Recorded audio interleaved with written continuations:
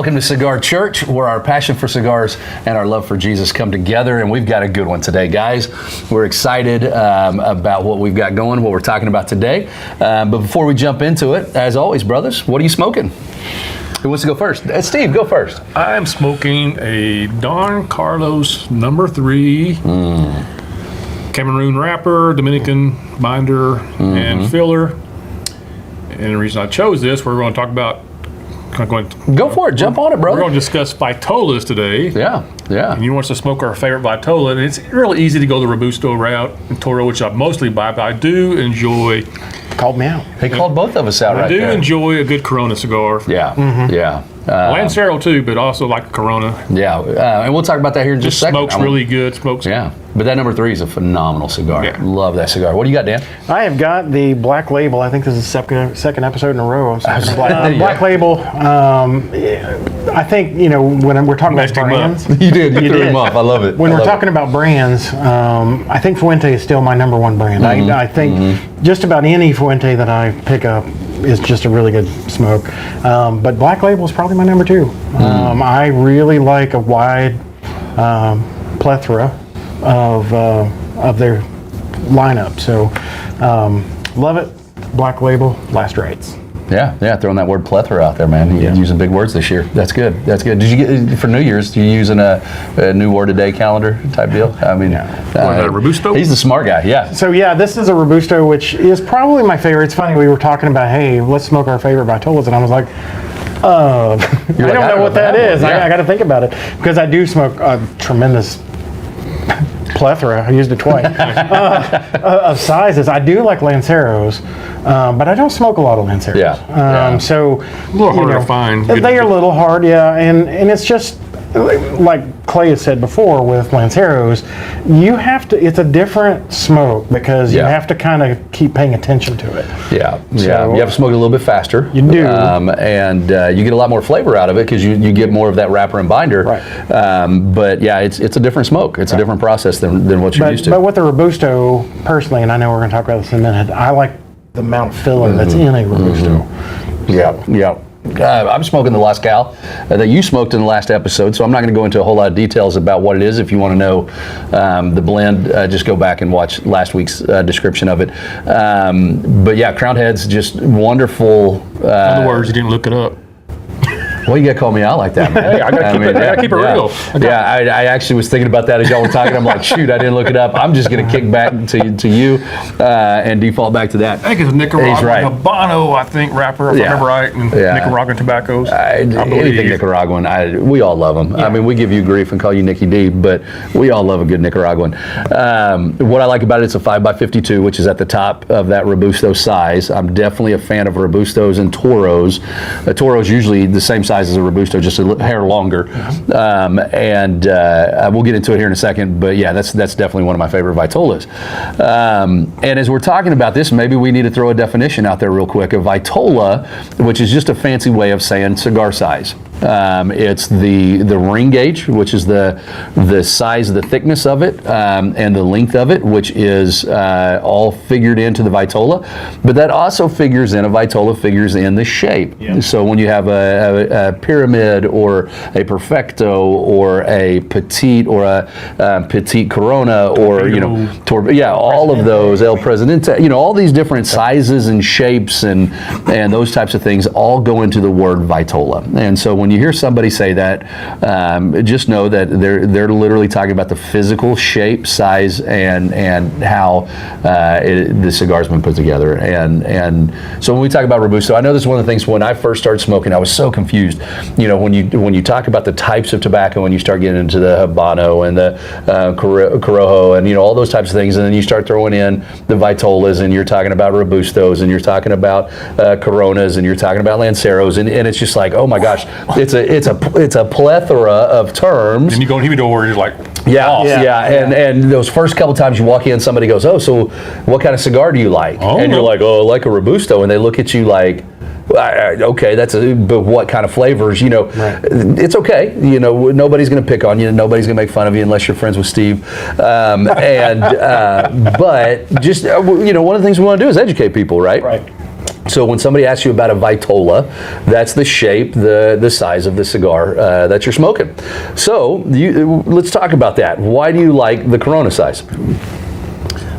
To me, it's just a smooth smoke. I mean, it's easy to draw from. It's consistent. Usually, I've had a bad Corona very, very seldom. It's an easy draw. Cigar I do not really care for is the Gordos. Oh my gosh, big old fat cigars. Yeah. Like I have some. I always just pass them up on humidor. I was like, go to something else. Go to something else. Yeah. Why is that? What are some of the things about it? It's just probably timing. One thing. Yeah. It's a long smoke. Yeah. And the reason I was hoping you'd say that, if I'm going to sit and smoke for 2 hours, I want a variety of what I'm smoking. 2 or 3 hours, I want to smoke 2 or 3 cigars. And when you have a big Gordo, you got to commit. You got some big old fat, 64 ring gauge something, cigar like that. You've got to commit. And yes, that cigar is going to change profile as you're going through it. Those, the first, third, second, third, all that. But you really are committing to that cigar and smoking it. And I like variety. I like a little bit different. So the Corona is a great option for that. It's kind of we talked about a few episodes back in this spot, the Nickelback of cigars. I like to think of the Corona as the 40 Smith & Wesson of cigars. It's not a small, petite Corona. It's not a Lancero like the 9mm. It's not a 45 in that Gordo or whatever. It's just that smaller kind of middle size that is a good cigar. A good draw and all that. What's your thoughts on the Robusto? Why are you a Robusto fan? So with the Robusto, they do have it's a larger ring gauge because I do, especially with Nicaraguans. Yep. I do like the filler tobacco, and like I said, for me, I like what you said. It's all about variety. I will. Chances are, if I'm in a lounge 2 or 3, if my wife's watching, I only smoke one a day or one a week. But allegedly, that's what you smoke. But if I'm sitting down for 2 or 3, I will usually pick different sizes. Yeah. Because you do get, with the Lanceros, you get a lot more of that binder, a lot more of that wrapper smoke coming through because there's less filler. That's burning. But with a Robusto, you're kind of celebrating that filler. It's just a solid smoke. Yeah. And usually the draw on a Robusto is usually pretty good. I mean, obviously any cigar, no matter what, you will every once in a while get a dud, where it's just wrapped wrong. Yeah. But for the most part, it's there's more here to kind of spread out a little bit and to be a little looser. So, and I like a very loose draw. When I'm smoking a cigar, I like the smoke. I don't want to work for it. Yeah, I don't want to fight. I don't want to have to be poking it with a tool, and fighting that draw. That to me the draw will ruin a cigar a lot quicker. I've had cigars crack. You had the pickle juice crack on you in the Christmas episode. That's okay. You can work through a cracked cigar. It's not the best. It's frustrating. The worst thing about a cigar is a bad draw. Because it changes the flavor. You start getting just kind of the soreness in your jaw fighting on it, and all that. Just ruins the whole experience. Yeah. Well, and afterwards, because there's times that I'll actually be sore in the back of my mouth where you were sitting there fighting that cigar, and it almost strains the muscles and stuff in the back of your jaw. Yeah, and it seems like the Robusto. I don't have that as often as a problem with the Robusto as others, and I'm with you. I echo everything you just said. The reason I like a Robusto or Toro is for those exact same reasons. I find too the price point. I feel like I'm getting more bang for my buck in that size, and I know that the price point is really just based on the amount of tobacco. So the cigar I smoked in our last episode, the Connecticut, the Gran Habano Connecticut #1, was a smaller cigar. It was a lot cheaper cigar because of that. It was a Corona size, a petite Corona size. And so, of course, it's going to be cheaper. But I feel like when I get that Robusto or Toro size, I'm getting the amount I want to spend in a cigar, I'm getting the amount of tobacco I want, I'm getting the time I want in a cigar, and so that plays into it. And it also depends on what your wrapper is, because it's interesting. He's smoking a Corona or a Cameroon, because if you're smoking a Cameroon, you want a smaller gauge, a smaller ring gauge, because it you want more of that wrapper to come through. Yeah. It would almost Yeah. be a waste to put that into a Robusto because the wrapper's not going to take center stage. Yeah. Where in a Lancero or a Corona, that Lancero, wrapper big time. Yes, Yeah. yes. It brings more of that Cameroon flavor out, which if you've never tried Cameroon, you need to try it. Yeah. Because the flavor profile of a Cameroon, I think, is more unique than anything I've had. Yeah, the three of us in just the last year have really kind of fallen in love with Cameroon cigars, and some of that's just been each other's influence and going, hey, try this. But yeah, check out some of the Cameroons that are out there. It's what's really drawn me back to Fuente and a lot of the Don Carloses that they put the Cameroon in. Hey, we got something special for you today. I want to just as we get into this segment of our episode, I want full disclosure. I don't want anybody thinking that we're getting paid or anything to do this. A guy named Matt Cross reached out to us. He's watched a number of our episodes and has been an encouragement to us. And he reached out to us and said, hey, I want to send you something. Asked for our address and sent us his book that he has self-published called Life's Field Guide.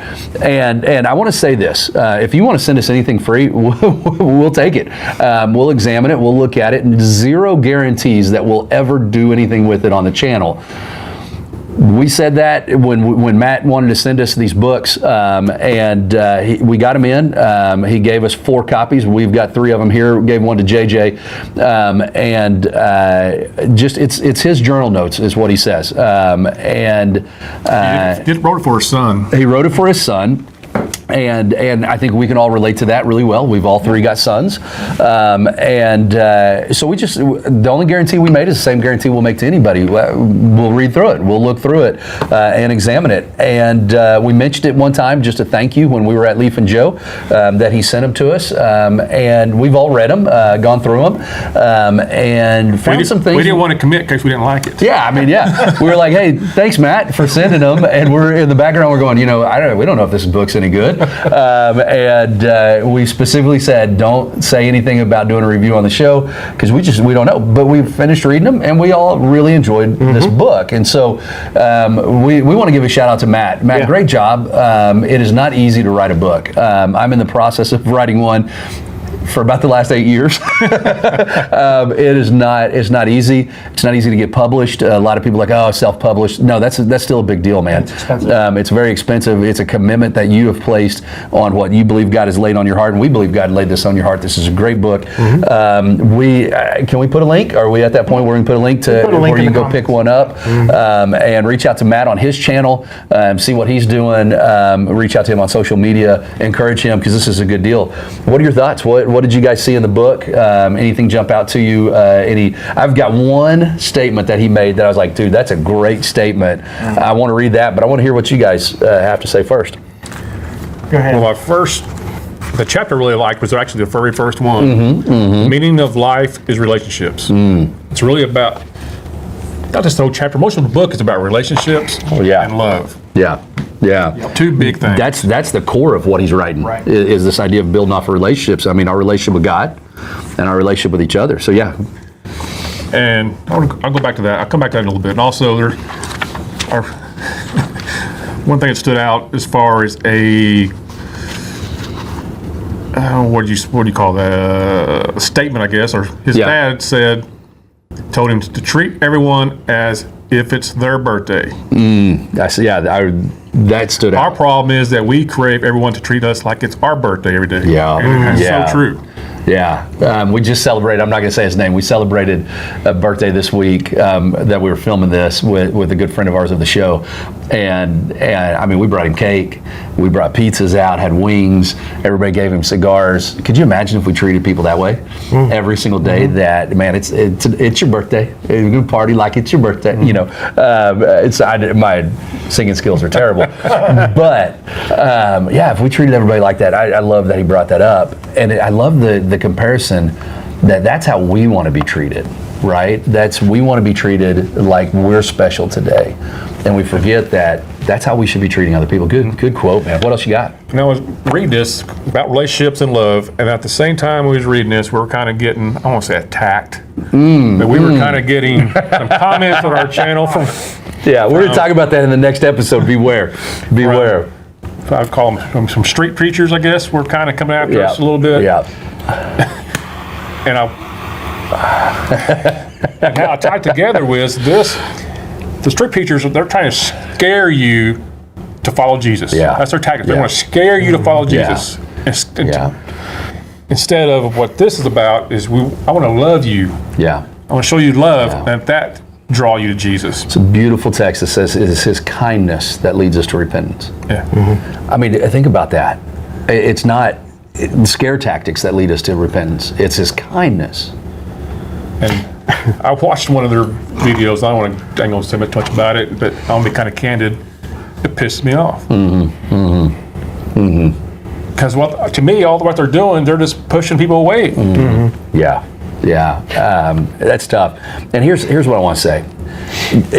It has been a stressful week responded to some of the accusations. But I will say this. The two that have been making the comments, I love your passion for Jesus. I love your passion for the Word. I love that you are willing to stand up for what you believe. But at the same time, we have to examine our motives. Are we doing it, out of really loving people? And not in some twisted form of love, but are we doing it for their soul, or are we doing it for our benefit? Look at me, look at how holy I am, look at what I'm accomplishing. When Jesus criticized the Pharisees, he said, you stand on the street corner and pray so that you can have all this attention. Instead, go into your closet and pray. And I know that's about prayer, but I think the principle applies as well. When you're standing on the street corner and you're, are you doing it for your attention? Are you doing it for your glory? Are you doing it to put a, jewel in your crown? Or are you doing it because you really care about people and love people? And I've seen street preachers. I saw a street preacher, I think I talked about it in Key West. When my wife and I went down to Key West in December of 2020, and there was a street preacher, and I'm like, oh no, and I stood back to listen, and I even went over to him. I said, thank you. I've never heard a street preacher preach with the compassion that you do and the love for the lost that you do. Thank you. And we exchanged phone numbers, and that was wonderful. And I love your point that you're making and connecting it with Matt's book. That relationship is so important. One thing I want to point out is, Hey Matt, I would have loved to be able to met Yes. your mom. Yes. What do you call her? Baba. Baba, yeah, Baba. She seems like she's a very cool, tough, fair Christian lady. Yeah, I love it. I got a quote out of that exact section, so I'll get to that here in a second. That I absolutely love. Was that it? I don't want to shortchange it. Cool. Great points. What do you got, Dan? So, for me, I was reading through it, and the part that spoke to me, like you said, there were so many good parts. Yeah. But the one that it was near the last third of the book was that I would still make the decision. I would still follow Jesus. And he talks about the decisions that we make, and he kind of outlines it. And I like the way he did that, because a lot of times that I've spoke in public circles, I talk about the motivation. Why are you following Christ? Yeah. Why are you doing the things that you do? Is it because you want to earn that spot in heaven? Or is it because you truly care to further the gospel and care about sharing with people? Yeah. And in this section, he talks about the things to consider when you're making decisions that you're doing in a day-to-day, whether it's even large decisions or maybe even a small-scale decision. And he talks about, is this right or wrong in God's view? Does this go against the Bible? Would I want somebody to do this to me? I'm a big golden rule guy. Yes. And there's a lot of times that my wife and I will have this discussion, because I'm really careful, like when I'm in a store or something like that, to make sure I'm getting out of the way, not sitting in the middle of an aisle because somebody's trying to get through. Because in my mind, I'm like, I really dislike it when people do that to me. Yeah. I'm not doing it to somebody else. Yeah. And so it's funny, because my wife sometimes will get frustrated with me. She's like, you care more about other people than you do, us just getting the job done. And I'm like, yeah, but this is the way I want people. Yeah. And so, for me, going through it and making those decisions, and then he talks about own it, own the decision, and talking about where, he wrote this mainly for his son, there's a while back, my son was trying to make a decision, and I said, whatever you decide to do, own it. Yeah. Don't ever make a decision, especially a life decision that's big. And because if you make a decision and then later you want to hide it and say, I don't know. Yeah. Did you really make the right decision? Yeah. To me, that's saying, I don't know if I really made the right decision or not. Own it. Yeah. Celebrate Yeah. it. If you go through the whole process and say, is this what God wants me to do? And you decide this is what I'm doing, own it. Own it. Celebrate it. Say, no, this is why I did that. And when somebody comes to you and says, why did you do that? You can say, because X, Yeah. Y, Z. Yeah. It could be the wrong thing. Maybe I did the wrong thing. But you know what? I thought I was doing what God wanted me to do at the time. Yeah. And it makes it, to me, it makes it almost easier, because it's not about earning anything. It's more about, doing what you feel like God is calling you to do. That's powerful. That's powerful. And I love that. I mean, that, to me, as a church planter, as the three of us have also stepped out doing Cigar Church, there's a lot of times you can look back and go, I wish I'd have done it differently, or I wish I'd have made this decision, or whatever. Yeah. Sometimes you just need to make the decision and not look back. And just go, okay, this is the direction we're going. And we trust God that in that decision, he knows the future. He knows where we're going. He knows what he's got in store for us.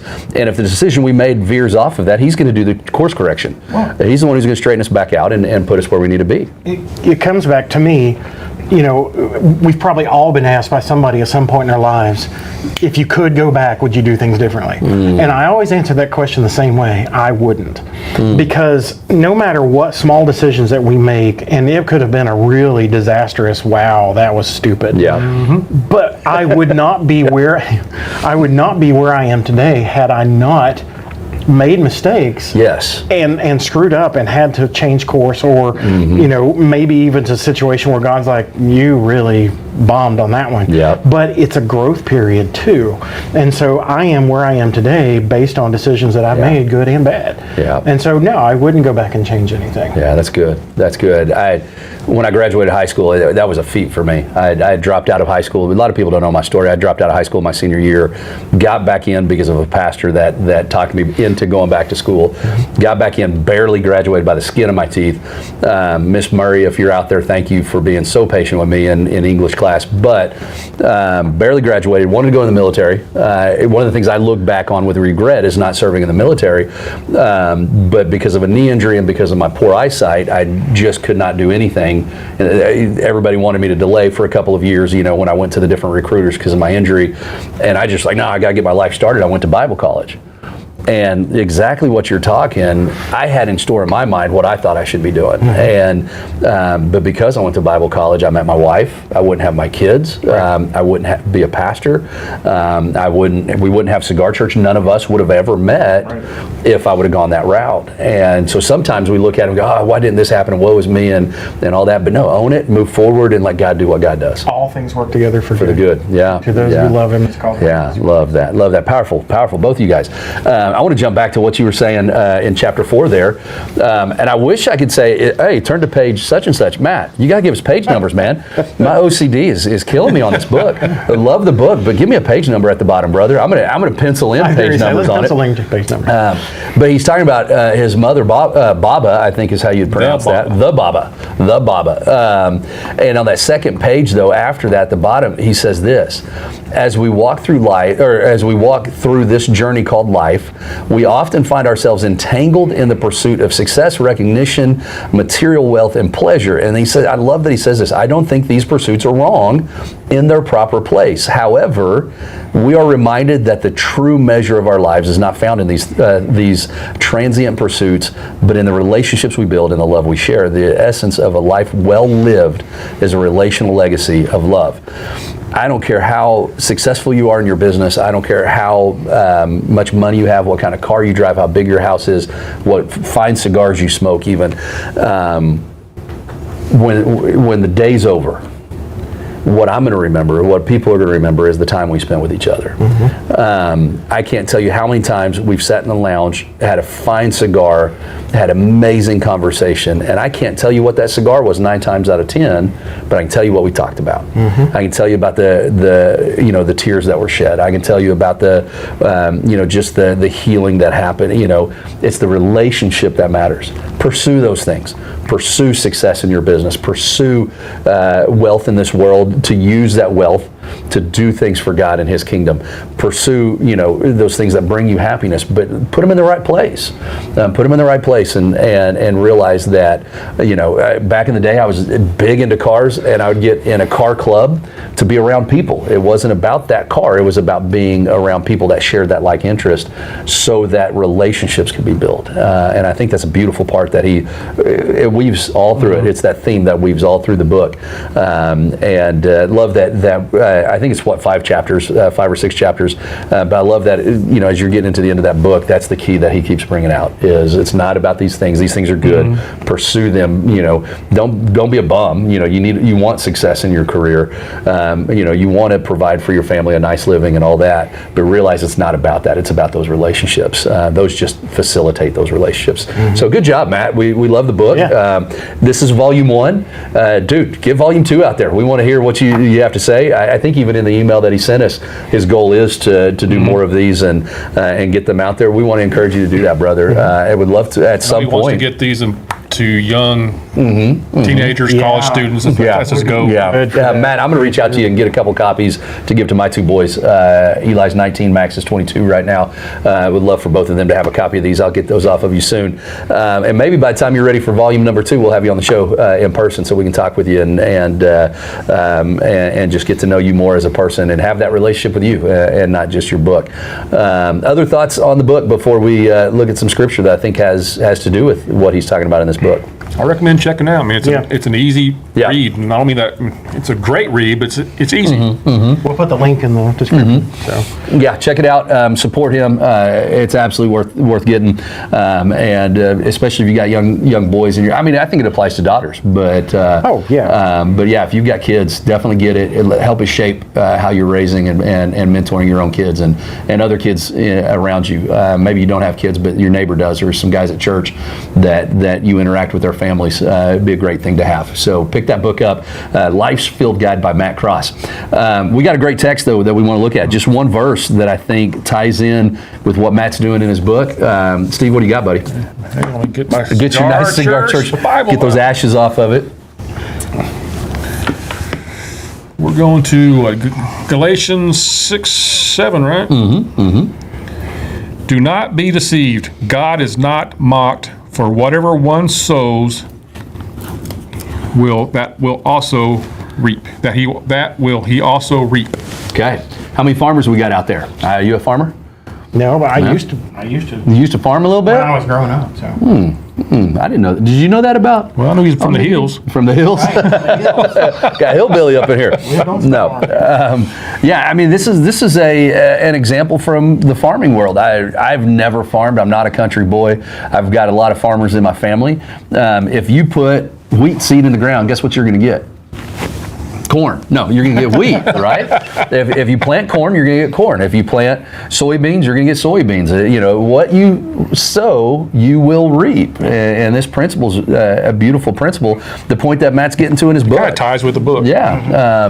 What you reap into the life of others, you will sow. So if you're somebody who likes to stir up dissension, guess what? You get dissension. You're going to be isolated in this world, and expect that. And when you are feeling lonely, you know why? Because you've pulled yourself away from everybody else because of that dissension. But if you sow love and acceptance and compassion, guess what? You're going to receive that. And what I love about this, did you catch what it said? God is not mocked. God is not mocked, because at the heart of all this, God showed us love and compassion, and that is returned to Him through our faith, through our actions. And if we try to pretend like we can reap something we don't sow, then we're saying that God is wrong in what He's done and the way that He's interacted with us. And so, yeah, beautiful text. What are your thoughts on it, guys? to me, that's kind of where I'm at right now, because like I told you before, I want to gain more knowledge. And the only way I'm going to do that, start sewing. Yeah. Reading more of this book, more books like this. Yeah, absolutely. You're a computer guy. Yep. Back in the old 80s, back in the old computer days, they used to say garbage in, garbage out, right? You put garbage into a program, the way you write the program, you're going to get a garbage program out, right? And that's what it's saying. What you reap is what you sow. What you put in is what you're going to get out of it, man. And you're not going to learn the scriptures if you're not studying the scriptures. You're not going to learn the scriptures well if you're studying people who don't teach you. I mean, some of the stuff we talked about with these comments that we've been receiving, the reason that the people that have been coming at us believe what they believe is because somebody taught them that, and somebody said this is the way that you follow Christ. What you reap is what you sow. They're behaving a certain way because that's what has been sowed into their life. And so our encouragement for you today is simply this: be mindful of what is being sowed into your soul, what's being planted into your soul, and what you're pursuing in your life and in those around you, because what you put in is what you're going to get out. Other thoughts? Think that covers it? I think it covers it. Okay. How's the cigars doing, guys? Fantastic. Fuente going well? Fuente always goes well. Fuente is Fuente, man. Fuente is Fuente. You can't beat Fuente. I mean, there's some Padron guys out there that be, oh no, Padron's better. That's kind of, the big rival. But yeah, great cigar. How's your Black Label doing? Love the Last Rites. If you don't know, Last Rites is actually one of my go-tos. I usually have one in my humidor, and I smoke them often. Last Rites is fantastic. Love the other Black Labels. I've only had maybe one Black Label that I won't mention at this point that I wasn't crazy about, but the rest of them, been good. So I love this stick. Yeah, awesome. Las Calaveras is smoking amazing. That Robusto size is doing exactly what I like it to do. Easy smoke, quick smoke, and just a very enjoyable cigar. And so, what do we got to wrap it up, guys? So if you like what you see, subscribe, tickle the bell icon so you'll be notified when new videos drop. Yep. Share, like, all those fun things. Gary prayer requests, you can email us at contactcigarchurch@gmail.com or stevecigarchurch@gmail.com, or put it in the comments. Absolutely. Go get this book, Life's Field Guide. Reach out to Matt Cross, encourage him in that. And as always, smoke a fine cigar to the glory of God. We'll see you next week. Don't touch that dial now. We're just getting started.